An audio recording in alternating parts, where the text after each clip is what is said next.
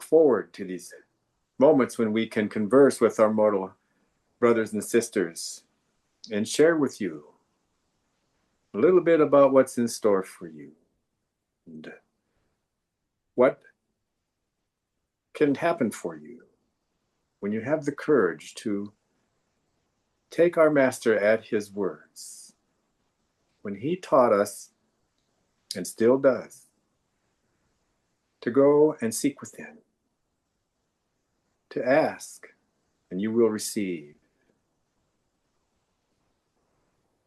And so, let us think a little bit about this process and why it is that some find it so difficult, and this world in general finds it so difficult to exercise this faith and to make this connection and bridge this gap between mortal and spirit. This world is indeed in chaos. This world has suffered greatly over the last 200 and some thousand years as the original planetary administration went into rebellion against Christ Michael and the rule of the paradise deities and the cosmos. And they saddled this world with two big lies. And it's important perhaps to think for a minute what these lies are so that you can understand what you need to do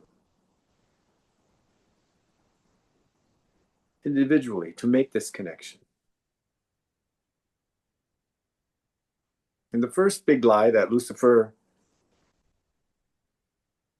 instilled in humanity was that humanity is powerless.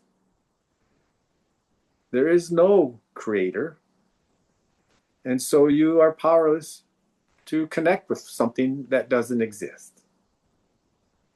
And that lie has worked to a devastating effect over the years. And the second big lie that he embedded in our DNA was that you are corrupt and sinful, without reprieve. You are damned to eternal hell and separate from any creator. You are not worthy of such relationships. They do not exist for you.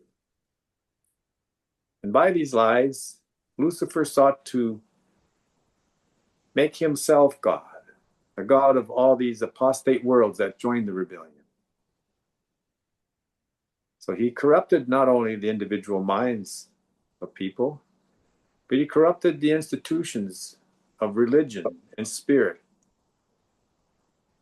to the point that even today they teach this lie that you are sinful and that God would not have anything to do with sinful man unless his innocent and perfect son was sacrificed.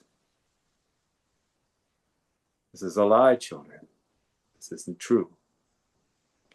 And as much as most of us were raised in a culture that taught us this from time we were young children and could not defend ourselves against it, it too became internalized in you. But now this world is at a place of transition. And the truth is that you are not separate from our Creator. Not now, not ever, and never will you be, unless you refuse this relationship. This you can do because you have free will. But you can also use that free will to ask for guidance. And now is the time in the evolution of humanity when human mind and hearts have evolved to the point where you can go within, seek within, ask for spirit contact. Make it your intention to have conscious contact with your indwelling spirit. And you will. And you will begin to feel the presence of the Spirit. And you will know without a doubt that you are unconditionally loved by your Creator. And that your Creator has a marvelous plan for each of you, a divine purpose that stretches out before you into eternity. And you will never, ever exhaust the potential of this indwelling Spirit. You will forever be growing and outgrowing. You will come up against limits, and then you will be challenged to move beyond them.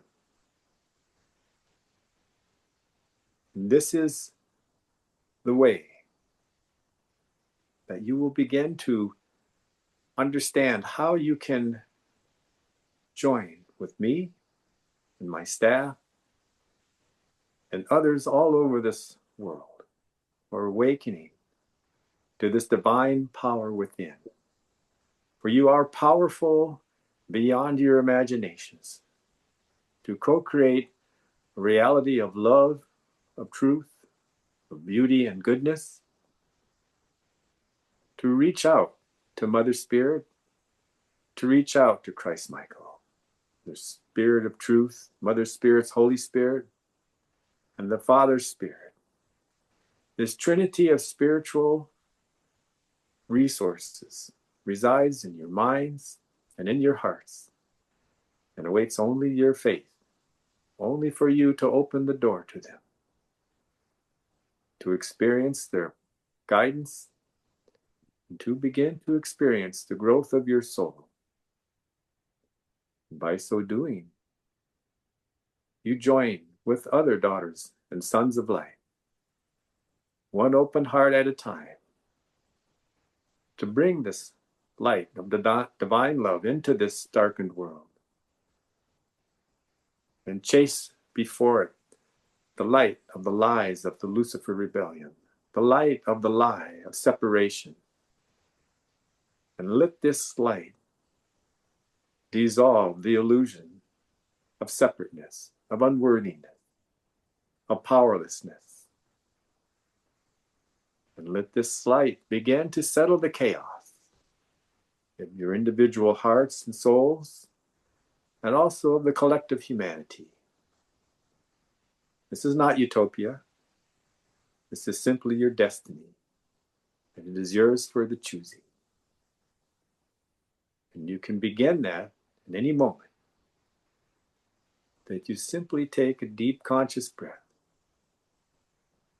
and say, yes, I want your guidance, Spirit.